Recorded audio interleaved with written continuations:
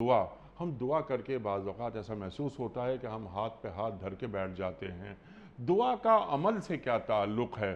سرکار دو عالم صلی اللہ علیہ وآلہ وسلم سے بڑا مستجاب الدعوات کوئی نہیں ہو سکتا۔ بالکل بدر کا موقع، آپ نے دعائیں بہت مانگی، لیکن جو 313 صحابہ قدسی نفوس ان کو لے کر میدان میں پہنچے، عمل کہ یہ ہے میرا عمل، میں نے اے اللہ جو کچھ میرے پاس تھا پیش کر دیا، لیکن میں تجھ سے دعا مانگ رہا ہوں۔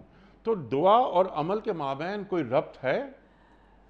یقیناً دعا اسی وقت قبول ہوگی جب اللہ دیکھ رہے ہیں کہ اس کا عمل کیا ہے۔ صرف یہ تو نہیں کہ یہ رسمیات میں بولتا چلا جا رہا ہے۔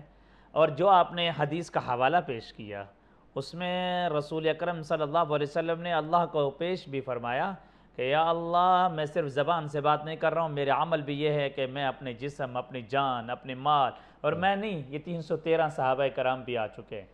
اور یاد رکھیے، تجربہ بتاتا ہے جب ایک آدمی عمل کے ساتھ دعا مانگتا ہے، پھر وہ کبھی بھی اپنی زبان سے شکوہ نہیں کر سکتا کہ میری دعا قبول نہیں ہوئی ہے۔ اس کی دعا آنن فانن قبول ہوتی ہے، عرش کو چیرتی بھی جاتی ہے۔